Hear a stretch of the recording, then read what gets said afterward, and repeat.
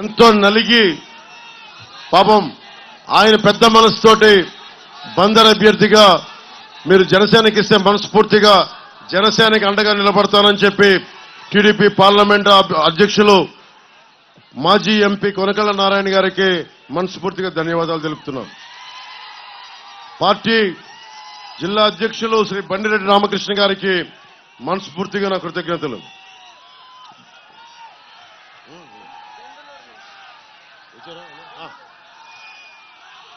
బాగా ఇష్టమైన నాయకులు, నేను గొడవ పెట్టుకున్న నాయకులు.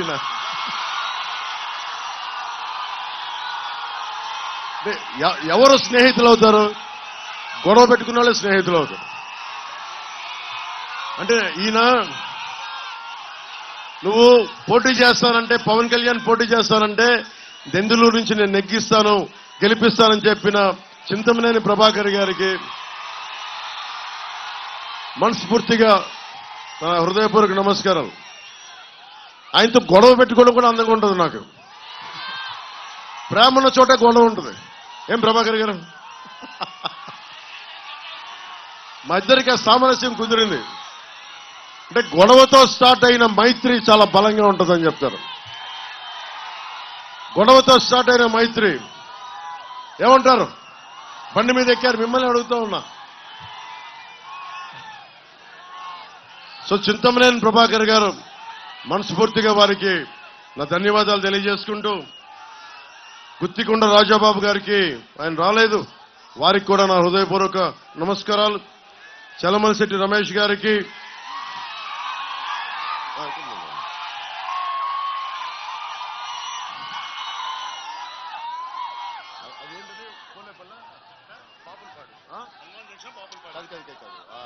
మనం వచ్చిన ఎస్సీజెడ్ పేరేంటి,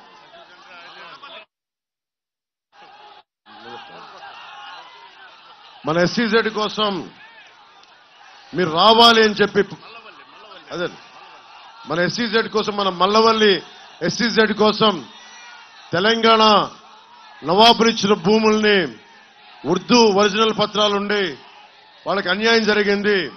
మల్లపల్లి ఎస్సీజెడ్ వల్ల మీరు రావాలి అని చెప్పి నా కోసం పనిగట్టుకుని వచ్చిన చలమలశెట్టి రమేష్ గారికి, గన్నవరం నియోజకవర్గ సమస్యల్ని జనసేనకి ముందుండి తీసుకొచ్చిన చలమలశెట్టి రమేష్ గారికి మనస్ఫూర్తిగా నా హృదయపూర్వక నమస్కారాలు. అలాగే BJP incharge doctor Gannavaram incharge doctor Phani గారికి, ముద్రపోయిన వెంకటేశ్వరరావు గారికి, టీడీపీ పరిశీలకులు గన్నవరానికి గరికిపాటి శివ గారికి, జేఎస్పీ ఎలక్షన్ కోఆర్డినేటర్ వారికి కూడా నా హృదయపూర్వక నమస్కారాలు. మనకు కావాల్సింది ముఖ్యంగా కీలకమైన మనకి విద్య, వైద్యం, ఉపాధి, సాగునీరు, తాగునీరు, లా అండ్ ఆర్డర్. ఇక్కడున్న గతంలో 2014లో నేను తెలుగుదేశం పార్టీకి, భారతీయ జనతా పార్టీ కూటమికి నేను మద్దతు తెలిపినప్పుడు వల్లభనేని వంశీ గారు నాకు చెప్పడం గుర్తుంది. ఎప్పుడు ఓటయ్యని ప్రాంతాల్లో కూడా మీరు చెప్పడం వల్ల నాకు ఓట్లు పడ్డాయి అని చెప్పి మనస్ఫూర్తిగా చెప్పారు. అతను చాలా హేతువు ఉన్న నాయకుడు, వివేకం ఉన్న నాయకుడు, ప్రజలకు అండగా ఉన్న నాయకుడు అనుకున్నాను. కానీ ఈ రోజున విభేదాలు ఉండొచ్చు.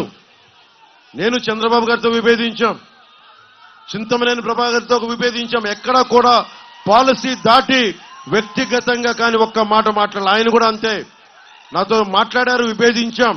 రాజకీయాలు విభేదాలు ఉంటాయి, పాలసీ పరమైన అభిప్రాయ భేదాలు ఉంటాయి, మాట అనుకుంటాం. కానీ దానికి ఒక పరిమితి ఉంటుంది. కానీ వల్లభనేని వంశీ గారు నాకు ఇందాక మన యాదగడ్డ వెంకటరావు గారు చెప్తా ఉన్నారు, మీరు కూటమికి, ముఖ్యంగా జనసేన మద్దతుదారులకి, జనసేన నాయకులకి, జనసేన వీర మహిళలకి ప్రత్యేకించిన విన్నపం. వల్లభనేని వంశీ గారు చెప్తున్నది నా దృష్టికి వచ్చింది. మీరు ఓటు ఎంపీగా బాలశౌరి గారికి వేసి మనకి గన్నవరం ఎమ్మెల్యే మట్టుకు నాకేయండి అని అడుగుతున్నారని. మీరు అది కూటమిలో అది సమంజసం కాదు. ముఖ్యంగా మనం అందరం గౌరవించే తెలుగుదేశం వ్యవస్థాపక అధ్యక్షులు స్వర్గీయ నందమూరి తారక రామారావు గారు, మీకు తెలుసు ఆయన అంటే నాకు ఎంత ఇష్టమో. ఆయన పాటలు కూడా నేను సినిమాలో పెట్టుకున్నాను. ఆడవారి మాటలకు అర్థాలు వేరులేను. ఆయన సినిమాలకి, ఆయన పాత సినిమాలకి నంత అభిమానం. అలాంటి వ్యక్తికి మహోన్నతుడికి పుట్టిన ఆయన కుమార్తెని వల్లభనేని వంశీ గారు ఆ రోజున నాకు అసెంబ్లీలో మాట్లాడడం చాలా బాధ కలిగించింది. నిజంగా బాధ కలిగించింది. అరే, మీకు చంద్రబాబు గారితో విభేదాలు ఉండటం వేరు, లోకేష్ గారితో విభేదాలు ఉండటం వేరు, కానీ వచ్చి నిజంగా పాపం భువనేశ్వరి గారిని ఆ విధంగా కించపరిచేలా మాట్లాడటం నాకు చాలా చాలా బాధ కలిగించింది. జనసేన ఊహించుకోండి, భువనేశ్వరి గారిని అంటే నా సోదరుని అన్నట్టే, భువనేశ్వరి గారిని అన్నట్టు నా సోదరుని అన్నట్టే. ఎందుకంటే మన ఆడపడుచులకి, అక్కడున్న దూరాన ఉన్న ఆడపడుచులకి, అక్క చెల్లెళ్ళకి అందరికీ గౌరవం ఇచ్చేది జనసేన పార్టీ. నాయకులతో అభిప్రాయ భేదాలు ఉండొచ్చు, వైసీపీ నాయకులతో అభిప్రాయ భేదాలు ఉండొచ్చు, జగన్ గారితో కూడా విభేదాలు ఉన్నాయి, కానీ ఎప్పుడు కూడా వారి సతీమణిని ఎప్పుడు కించపరిచేలా మాట్లాడలేదు. తగ్గించం, అది మన సంస్కారం, మన పెద్దలు నేర్పించిన సంస్కారం.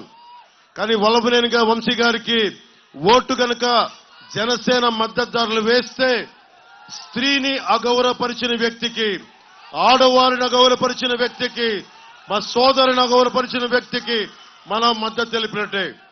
దయచేసి అక్కడెక్కడో జరిగింది మనకు కాదు కదా అనుకోవద్దు. ఒకసారి ఆ నైజం ఉన్నవాళ్ళు, ఆడపడుచుని ఎక్కడైనా సరే అగౌరవపరిచే వాళ్ళు ఎక్కడైనా ఇంకెవరైనా అగౌరవపరుస్తారు. మీ కుటుంబ సభ్యుల్ని అగౌరవపరచచ్చు, మీ అక్క చెల్లిని అగౌరవపరచచ్చు. సరైన వ్యక్తిని ఎంచుకోవడం చాలా చాలా అవసరం. యార్లగడ్డ వెంకట్రావు గారు బూతులు తిట్టడం రాదు. ఆయన చేసిన తప్పల్లా సంస్కారంగా ఉండటం, గౌరవ మర్యాదలతో ఉండటం, రాజకీయాన్ని రాజకీయ విధానాలతో చూడటం, రాజకీయ విభేదాలుంటే పద్ధతిగా మాట్లాడటం, విమర్శించడం, అంతేగాని దిగజారిపోయి బూతులు తిట్టడం, నీచంగా దిగజారడం ఆయనకు తెలీదు. ఆయన చేసిన తప్పదే. పోయినసారి కూడా 2019లో చాలా 200-300 ఓట్ల తేడాతో ఓడిపోయారు. కానీ జనసేన మనలాగా ఆయన పారిపోలా నిలబడ్డారు. ఓడిపోయినా కానీ ఇదే నియోజకవర్గం ప్రజల కోసం బలంగా ఉన్నారు. ఎన్ఆర్ఐ వెళ్ళిపోయి ఉండొచ్చు, అమెరికాకి వెళ్ళిపోయి ఉండొచ్చు, సుఖంగా ఉండొచ్చు, కానీ లేదు, నిలబడాలి, మన నియోజకవర్గానికి ఓడినా నిలబడాలని చెప్పి పార్టీని కూడా వదల్లా. అలాంటి వ్యక్తిని నువ్వు మాట్లాడితే పవన్ కళ్యాణ్ గారిని తిట్టు, చంద్రబాబు గారిని తిట్టు, పవన్ కళ్యాణ్ తిట్టు, వాళ్ళ ఇంట్లో వాళ్ళని తిట్టు అంటే అది నా సంస్కారం కాదు. నేను అలాంటి దిగజారుడు పనులు చేయలేను. అన్ని మాటలందుకు ఆయన ఆత్మాభిమానంతో, ఆత్మగౌరవంతో బయటకు వచ్చేశారు. అలాంటి వ్యక్తికి ఈ రోజున నేను 2 చేతులెత్తి మీకు ఆర్థిస్తున్నాను, అభ్యర్థిస్తున్నాను. ముఖ్యంగా జనసేన మద్దతుదారులకి బాధ్యత మన మీద బాధ్యత ఉంది. నేను తగ్గి మిమ్మల్ని అందరినీ గెలిపించదనుకున్నాను. ఇక్కడ నేను తగ్గాను. ఎందుకు తగ్గానంటే రేపొద్దున ఈ రోజున ఇప్పుడు మన గన్నవరం నియోజకవర్గం నుంచి ప్రజాప్రతినిధులు, విద్యావంతులు, సామాజికవేత్తలు నాకు ఒక విజ్ఞాపన పత్రాన్ని ఇచ్చారు. దాంట్లో ముఖ్యంగా వాళ్ళు అడిగింది ఒకటే, మీ అందరి భవిష్యత్తు కోసం అడిగారు. బందర్ పోర్ట్ అభివృద్ధి చేయమని చేయండి. Machilipatnam to Kalluru bypass NH 216 హైవేని ఏర్పాటు చేయండి. చట్ట ప్రకారం భూములు కోల్పోయిన వారికి నష్టపరిహారం ఇప్పించండి. గన్నవరం ఎయిర్పోర్ట్స్ కోసం సేకరించిన భూములకి ల్యాండ్ పూలింగ్ లో అమరావతిలో ప్లాట్లు కేటాయించండి, కౌలు బకాయిలు ఇప్పించండి అడుగుతా ఉన్నారు. అలాగే బ్రహ్మలింగయ్య చెరువుని రిజర్వాయర్ గాను ఉన్న ఎమ్మెల్యే మనకి బ్రహ్మలింగయ్య చెరువుని మట్టి దవ్వేశారు. చెరువులను కాపాడుకోవాలి మనం. అలాంటి చెరువుల్ని వీళ్ళు మట్టి కింద తవ్వేసుకుంటున్నారు. 100 కోట్లు దోచేశారు ఇక్కడ. కానీ బ్రహ్మలింగయ్య చెరువుని విద్యావంతులు, మేధావులు, సామాజికవేత్తలు అడుగుతా ఉన్నారు. బ్రహ్మలింగయ్య చెరువుని రిజర్వాయర్ గాను, పర్యాటక అభివృద్ధి గాను, మరియు తాగునీరుని అందించమని కోరుకుంటా ఉన్నారు. గన్నవరంలో ఐటీ కారిడార్ ని పెట్టండి. మనకి మల్లపల్లిలో పూర్తి స్థాయిలో పరిశ్రమలను ఏర్పాటు చేయండి. అలాగే విజయవాడ ఏలూరు మధ్యలో రైల్వే లైన్ క్రాసింగ్ నెంబర్ 33-4 వద్ద అండర్ పాస్ ఏర్పాటు చేయాలి అంటే ఖచ్చితంగా అది రైల్వే లైన్ కాబట్టి మన బాలశౌరి గారు గాజు గ్లాసు గుర్తు మీద ఆయనే మాట్లాడగలరు ఇవన్నీ. ఆయన మాట మెత్తగా ఉంటుంది, గొంతెత్తితే పగిలే కొద్ది గాజు ఎంత పదులెక్కుద్ది, ఆయన అంత పదులెక్కే మనిషి, పదులున్న మనిషి ఆయన. అలాగే NH-16 వేలూరు క్రాసింగ్ ని కూడా జాతీయ రహదారికి అండర్ పాస్ ఏర్పాటు చేయమంటా ఉన్నారు. 2 అండర్ పాస్లు కోరుకుంటా ఉన్నారు, బ్రిడ్జిలు కోరుకుంటా ఉన్నారు. ఇవన్నీ కొన్ని కేంద్ర ప్రభుత్వం పరిధిలో ఉన్నాయి, కొన్ని రాష్ట్ర ప్రభుత్వ పరిధిలో ఉన్నాయి. వీటన్నిటిని మనస్ఫూర్తిగా మేము బాధ్యత తీసుకొని పూర్తి చేస్తామని నేను మీ అందరికీ మాటిస్తున్నాం. నేను ఇదే ఈ రోజు అడుగుతా ఉన్నాం. నేను పని చేస్తాను, నేను పిఠాపురం నుంచి పోటీ చేస్తున్నాను, పని చేస్తాను, మేమందరం కలిసి పని చేయిస్తాను.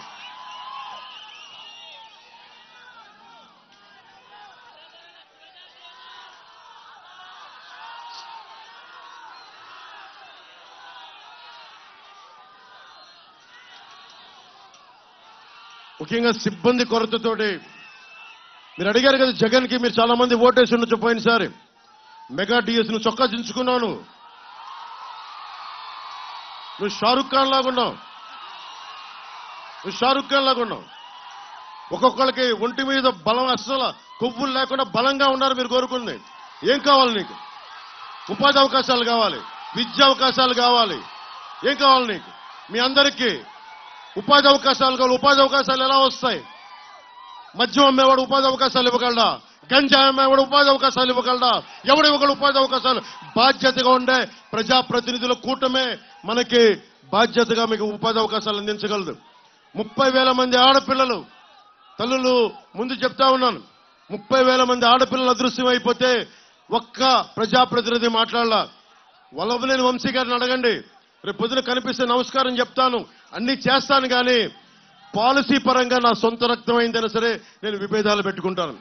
వల్లభనేని వంశీ గారు నాకు తెలిసి ఉండొచ్చు, 2014లో ఆయనకి మద్దతు తెలిపి ఉండొచ్చు, కానీ ప్రజాక్షేమం కోసం, రాష్ట్ర హితువు కోసం ఈ రోజున జనసేన మద్దతుదారులు ఆయనకి దయచేసి ఆయన మాటల వల్ల పడద్దు.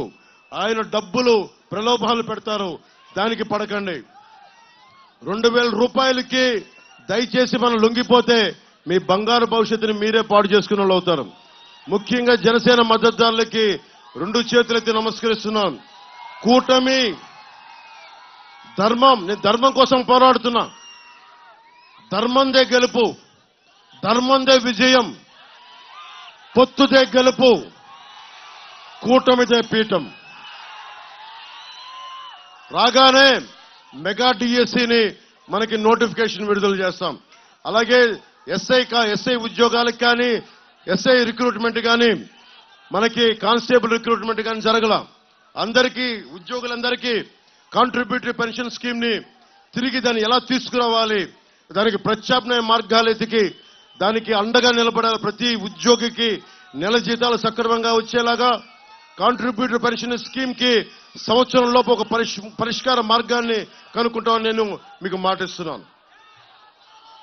గన్నవరం కామ్రేడ్ సుందరయ్య, పుచ్చలపల్లి సుందరయ్య, మీకు ఎంతమందికి తెలుసో తెలీదు.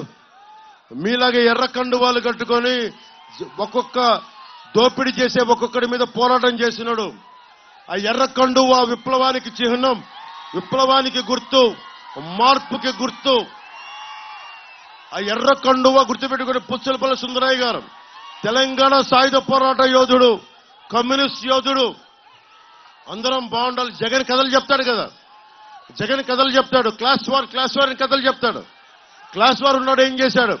కూర్చోబెట్టి సారా కొట్లు పెట్టాడు, సారా ఫ్యాక్టరీలు పెట్టాడు, 40,000 కోట్లు దోచేశాడు.